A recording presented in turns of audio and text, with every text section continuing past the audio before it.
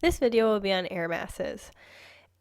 All weather will change when a new air mass moves over an area.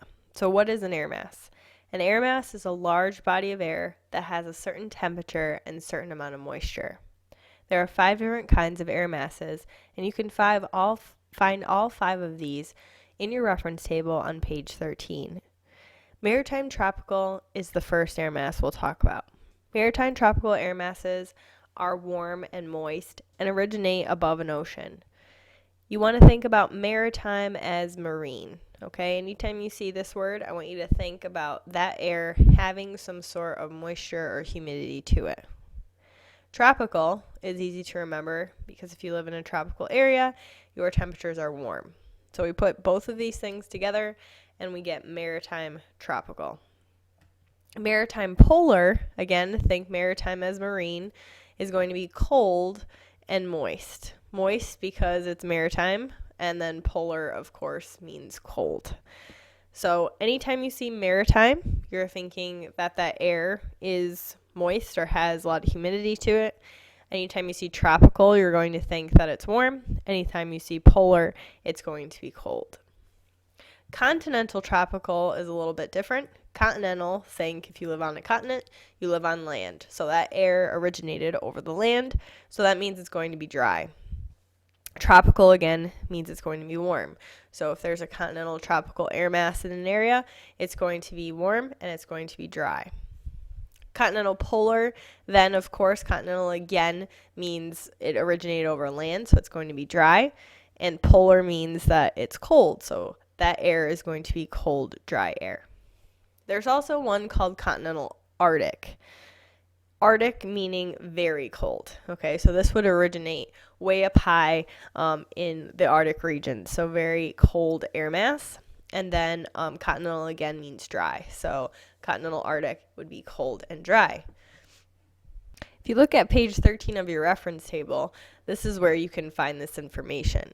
It won't tell you that continental means dry and Arctic means very cold. That's something you have to remember, but it will tell you the symbol. Please notice that the first letter in these air masses is lowercase, and the second letter will always be uppercase.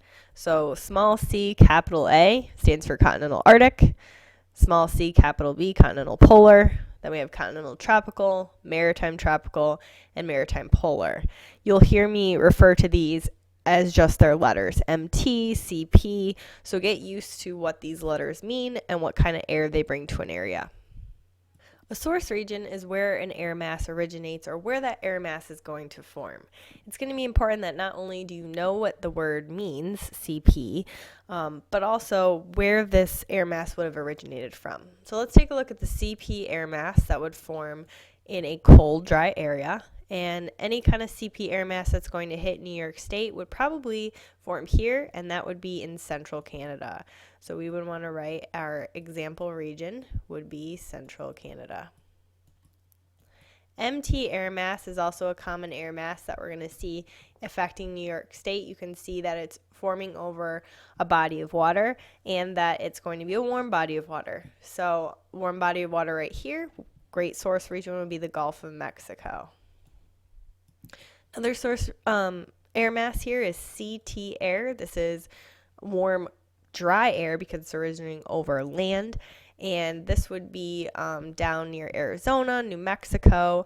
If you've ever heard of the Santa Ana winds that cause wildfires out west, especially in California, this is where they are originating from. So that would be our source region for. And then our MP air mass, M stands for maritime, so we know it's forming over water, but P stands for polar, so it's originating over cold water. So cold waters up in this area would be northern Pacific or northern Atlantic Ocean. So that would be our source region for that air mass. The last one that's not on this list you'll see here is just A for Arctic. This would be any kind of Arctic blast kind of air that would come from an Arctic area. So up near the poles, that would be the source region for that. So remember, air masses are just large bodies of air that take on the characteristics of where they're forming. So up here over land, that would be C for continental, P for polar, because this is a colder area. Down here, this would be tropical air because it's warmer, so that'd be CT. Over the Gulf of Mexico, it's warm water, so that'd be MT.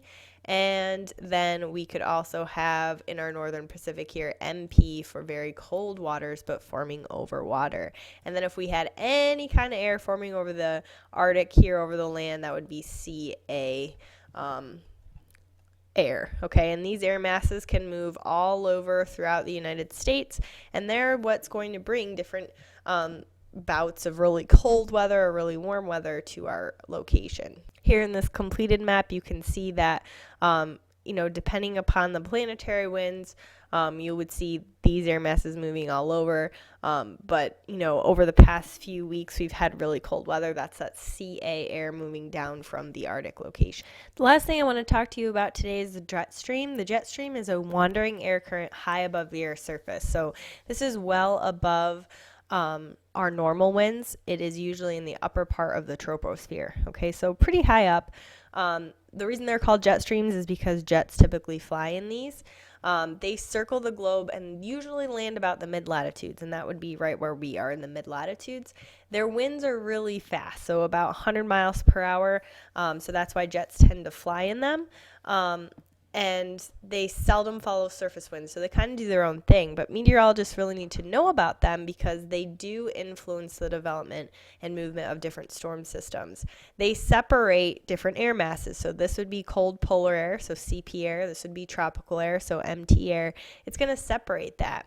And actually, these winds are going to move from west to east. So planes will fly in them from west to east, but you wouldn't want to fly in them from east to west because then that would slow you down. So in the summertime, the polar jet stream is high, okay, so it blocks that cold air from dipping down into areas like New York State. But in the wintertime, you can see that it dips down pretty low, so you can see that cold air can get to us and the warm air is kind of blocked further down. Sometimes they'll talk about the jet stream being really low, and that brings the cold weather down, but just know above the jet stream is going to be cold polar air, and below the jet stream is going to be warm moist air, and the jet stream is going to move from west to east across the country.